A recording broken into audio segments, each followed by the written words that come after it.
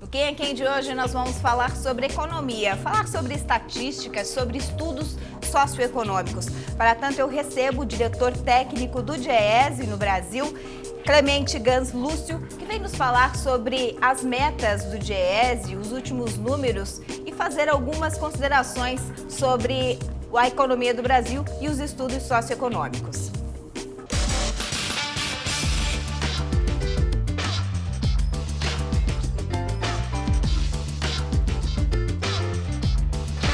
Bom dia, um prazer recebê-lo aqui na Band. Prazer estar com vocês aqui no programa.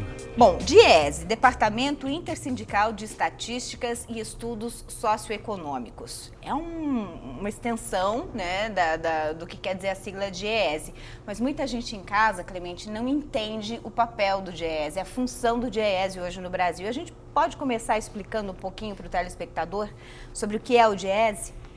Bom, o DIEESE é uma organização criada pelos trabalhadores, pelos sindicatos de trabalhadores em 1955. O ano que vem completaremos 60 anos de trabalho continuado e as entidades sindicais criaram o DIEESE para prestar assessoria às negociações coletivas, fazer pesquisas para os trabalhadores sobre inflação, custo de vida, depois sobre desemprego, ajudá-los nas negociações com os empregadores e fazer depois, no processo de crescimento da instituição, um trabalho de formação sindical, preparar os dirigentes sindicais para as negociações coletivas. Hoje nós somos uma entidade que está presente em 18 estados, temos a meta até o final do ano que vem de estarmos presentes em todas as capitais, atuamos em mais ou menos 1.000 negociações coletivas, temos pesquisa de cesta básica, por exemplo, em todas as capitais, pesquisa de emprego e desemprego em 7 regiões metropolitanas, pesquisas sobre acordos e convenções coletivas, sobre salário mínimo, ou seja, temos várias pesquisas, muito assessoria à negociação coletiva, ajudando os sindicatos na negociação, levando os números, as informações para os trabalhadores justificarem os seus pleitos nas negociações e também fazendo um trabalho de formação, ajudando os dirigentes a se prepararem para a vida sindical. Bom, a entidade vai completar 60 anos e você tem de DIEESE 30 anos, né, de colaboração dentro do Departamento Intersindical. Como que você poderia definir para a gente esses 30 anos dentro do DIEESE, Clemente? Olha, o nosso trabalho é um trabalho de militância do conhecimento. Você vem da classe sindical? Não, minha formação anterior era na área de engenharia, larguei engenharia, fui fazer sociologia, então sou um sociólogo com formação em engenharia e fui trabalhar na assessoria aos sindicatos. E vim trabalhar no DIEESE, depois de trabalhar um pouquinho no governo do estado do Paraná, porque eu sou de Curitiba, mas em 1984 iniciei o trabalho no DIEESE, fazendo esse trabalho de tentar construir conhecimento a serviço dos trabalhadores para que eles possam apresentar as suas reivindicações, explicar os seus motivos, trazer as informações de uma perspectiva que não é a perspectiva dominante. Ou seja, muita parte do conhecimento é produzido porque tem mais recurso, por pessoas formadas para justificar um tipo de visão na sociedade, e não que ela esteja certo ou errado, mas tem outras formas de olhar esta mesma realidade, e justamente a negociação é para você encontrar um outro ponto de equilíbrio.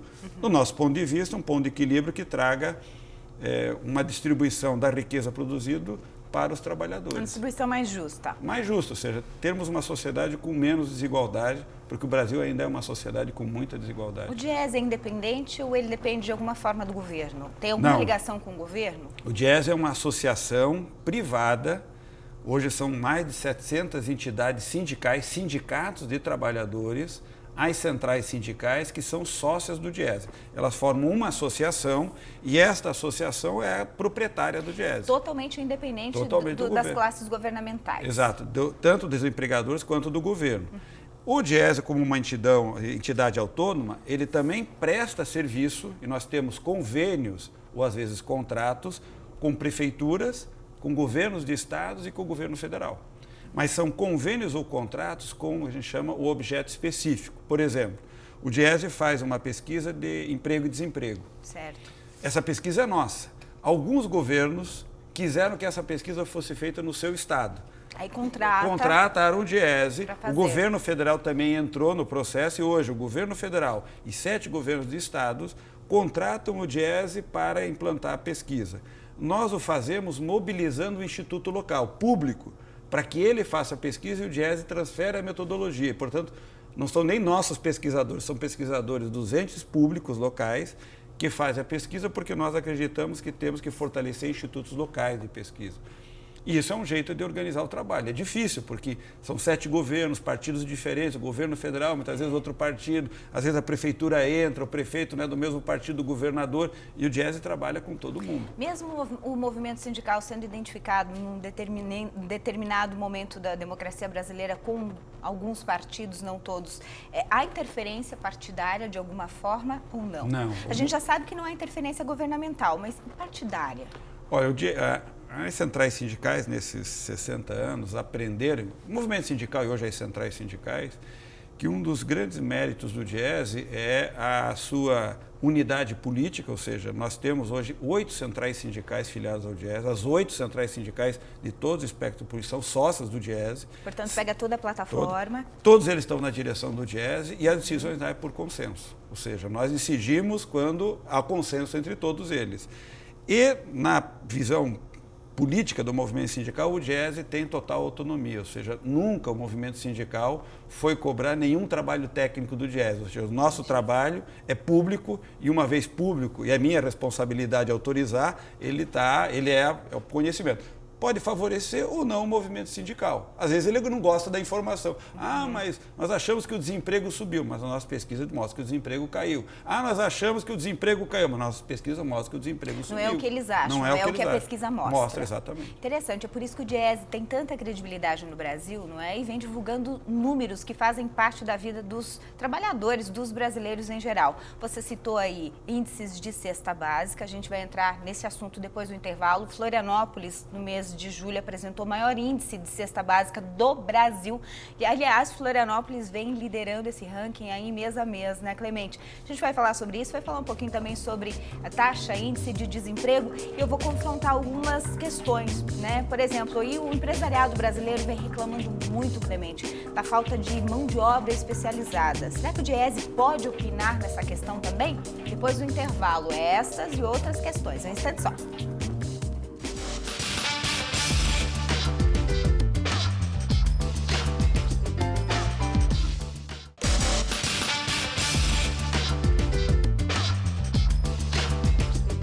Clemente Gans Lúcio, diretor técnico do Diese, meu entrevistado de hoje no Quem é Quem. Quem viu o primeiro bloco acompanhou um pouco já da história, né, da trajetória do Clemente dentro do Diese e também um pouquinho sobre a função do Diese no Brasil.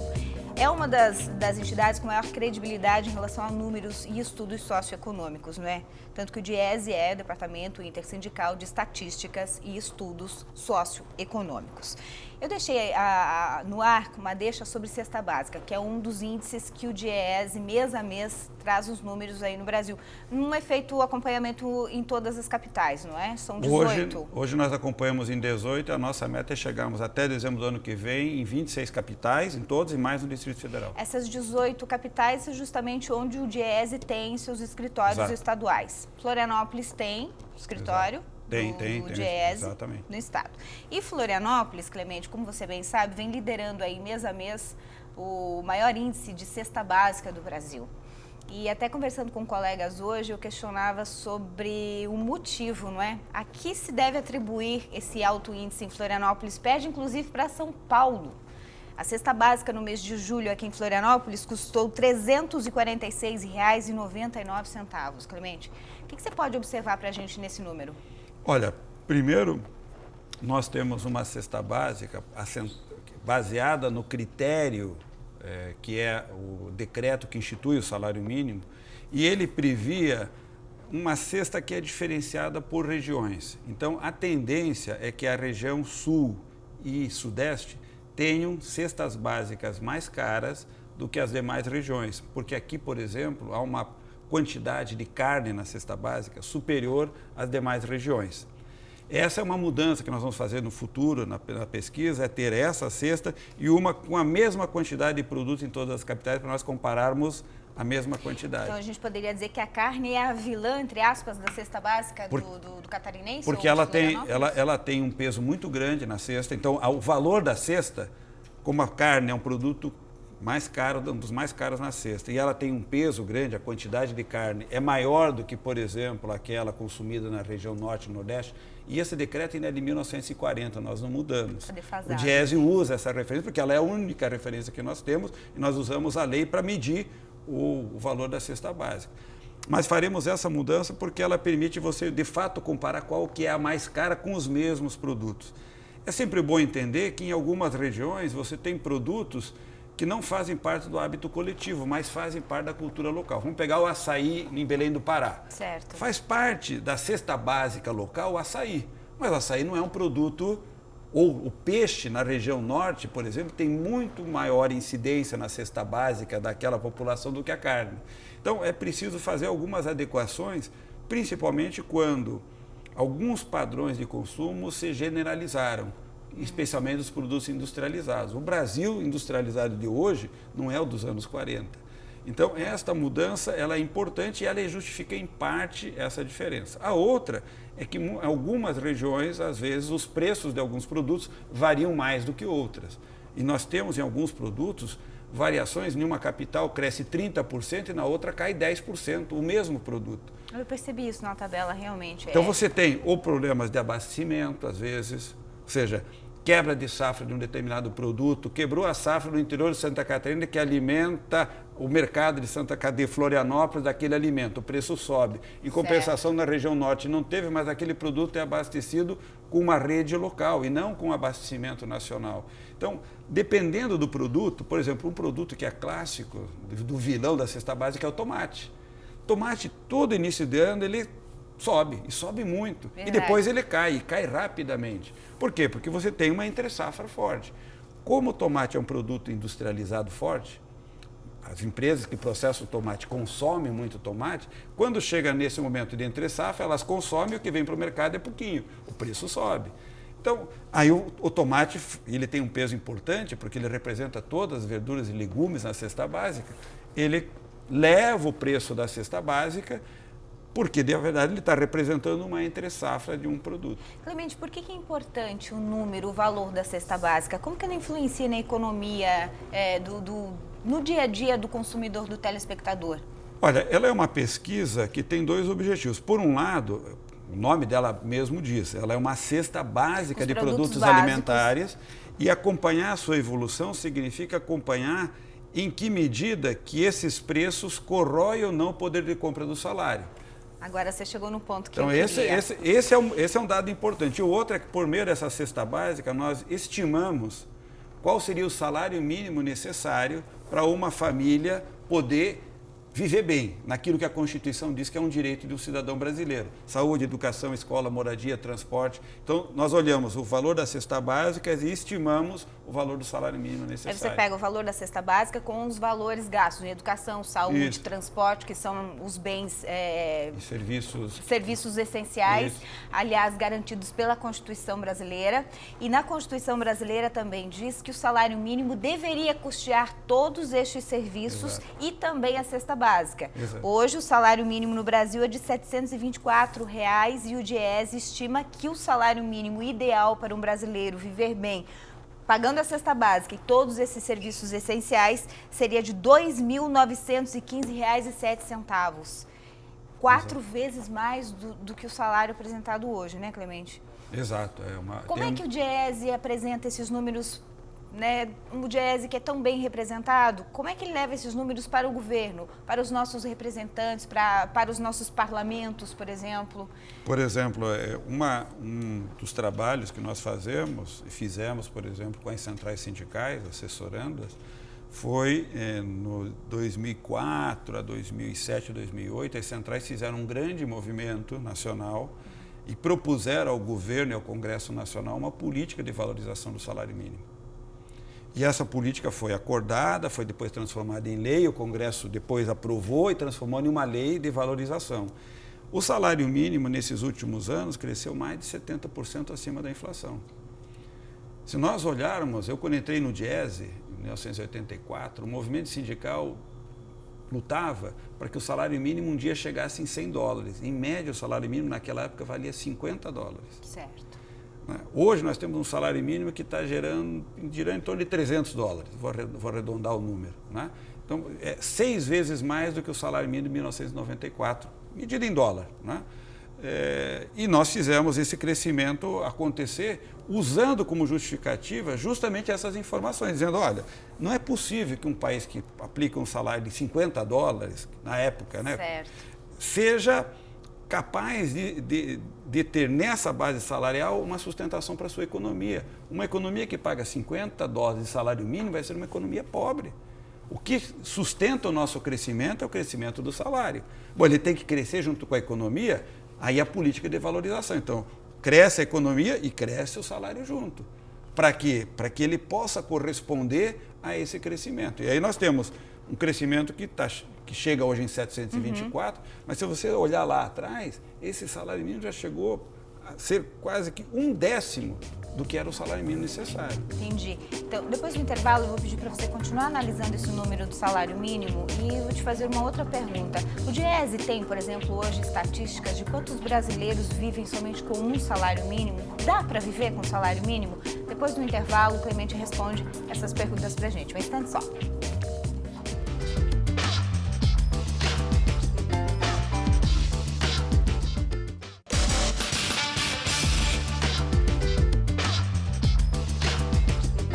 Clemente Gans Lúcio, diretor técnico do DIEESE, meu entrevistado de hoje aqui no Quem é Quem, um assunto que eu amo de paixão falar, economia. Aliás, Gustavo Cerbasi é um grande amigo, escritor que fala sobre economia doméstica. Ele sempre disse que economia deveria ser ensinada em casa, na mesa de jantar. O pai e a mãe deveriam conversar sobre economia com as crianças. E é verdade, né? Tudo gira em torno disso, né, Clemente? Uhum. Educação, saúde, claro, mas economia, o dinheiro. O que a gente faz com o nosso dinheiro? Deixei no ar uma pergunta antes do nosso intervalo. O salário mínimo hoje de R$ 724 reais. Você tem ideia, estatisticamente, de quantos brasileiros vivem hoje no país com este valor, Clemente? Olha, se a gente olhar o mercado formal e olhar os beneficiários dos aposentados, pode ter em torno de 16 a 18 milhões de brasileiros que têm um rendimento do salário, em função do salário mínimo, um salário mínimo. Ou ele é um aposentado que ganha piso, um salário mínimo, ou está contratado e ganha um salário mínimo. Se nós incluirmos o mercado informal, que é mais ou menos 1/4, 30% da nossa economia, a informalidade é informal porque, inclusive, você não tem informação sobre o rendimento. Então, nós podemos colocar que podemos ter entre 25 milhões de pessoas, mais ou menos, que têm um rendimento em torno do salário mínimo. Se você puxasse 3 salários mínimos, você tem 73% dos trabalhadores no Brasil ganham até 3 salários mínimos, que seria o salário mínimo que começaria a se aproximar do salário mínimo necessário. Porque esse salário mínimo 2.900, ele varia muito, talvez no mês que vem ele caia para 2.800, ele está entre 2.600 e 3.000 reais, ele varia, né? Então, 3 vezes o atual salário mínimo seria aquele salário mínimo que começaria a encostar no valor. Então, 70% da população brasileira ganha ainda abaixo do salário mínimo necessário.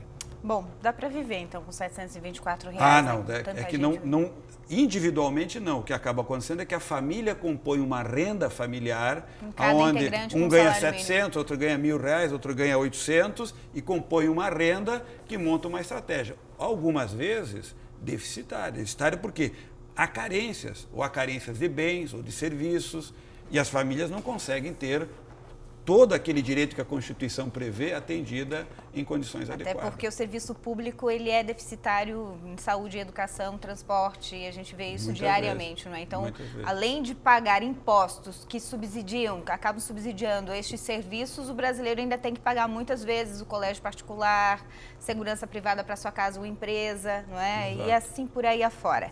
Vamos falar um pouquinho sobre desemprego, que eu sei que é um assunto que o DIEESE também cuida muito. Como é que está a taxa de desemprego hoje no Brasil?